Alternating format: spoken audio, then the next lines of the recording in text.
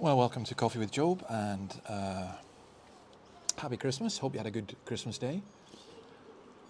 We had a lovely time up in the Blue Mountains with our grandchildren, daughter and son-in-law. As we continue to reflect on Job, and just as we do this, can I refer you to just a couple of things? One is Greg Sheridan's latest article, which he gave me permission. It's behind a firewall on the Australian, but he gave me permission to put it on my blog, so it's there. And I put a link to it. And also the Romans 8, Road to Hope. Again, we looked at that yesterday, and you can have a look at that.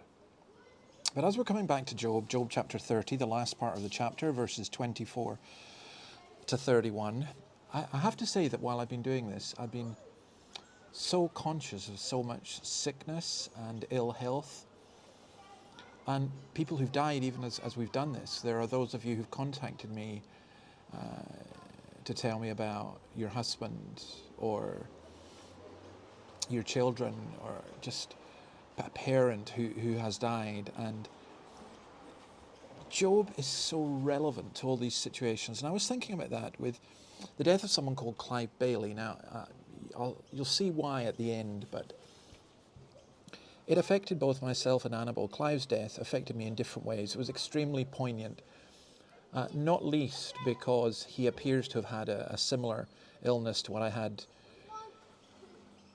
10 years ago, and Ruth, his wife, said that they were in hospital last week, just thinking about what had happened to me. And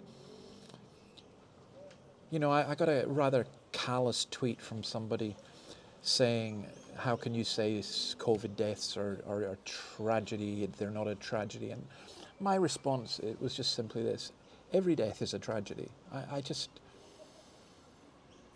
cannot comprehend how a Christian would think otherwise.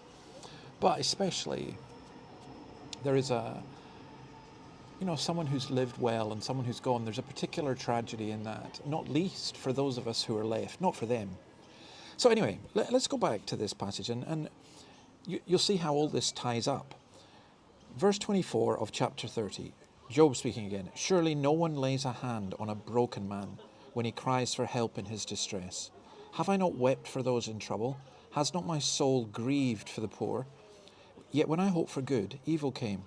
When I looked for light, then came darkness. The churning inside me never stops. Days of suffering confront me.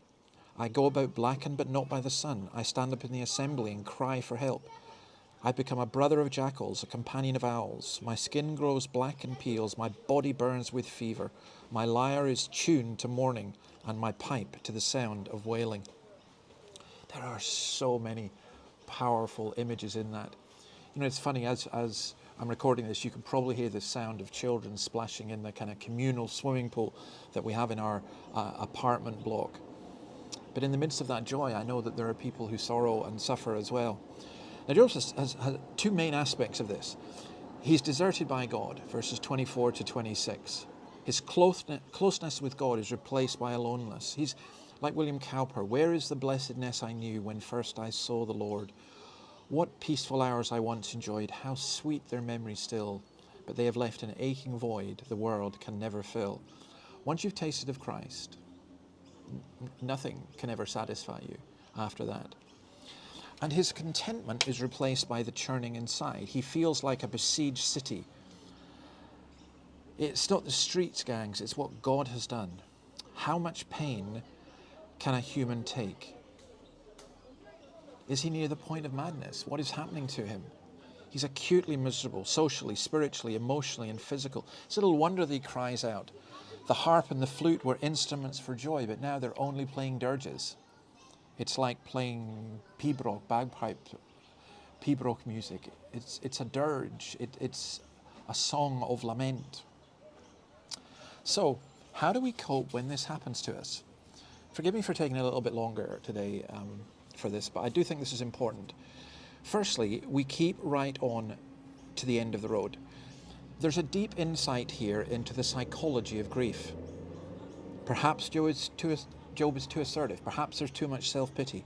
But he does have integrity. Job chooses not to give up, to suffer, live, and trudge on to the end. He's not denying his faith. He's not denying God. He cries to God, it's you. Romans 5:3 says, tribulations produce perseverance. Job is learning. His whole life is being sharpened and deepened. Shallowness is one of the great curses of modern life. Can I just refer to Clive again in that? He wasn't a shallow man in any way whatsoever. Secondly, count your blessings. We do not value them until we lose them.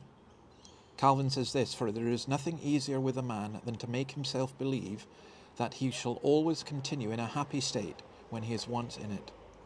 We are strangers in this world. We are passing through. Calvin says, let us call upon God and wait at his hand for whatsoever it shall please him to send us.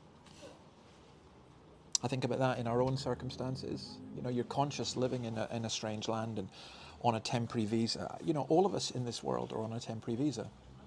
We're strangers in this land. Then the third thing is this. You look to Christ when you are in trouble. Where is there any hope when you're in such a position? It doesn't come from remembering the past. It comes from finding Christ. At the bottom of every pit stands Christ. In bringing many sons to glory, says Hebrews 2:10, it was fitting that God, for whom and through whom everything exists, should make the author of their salvation perfect through suffering. Chapter 5, verse 8, although he was a son, he learned obedience from what he suffered.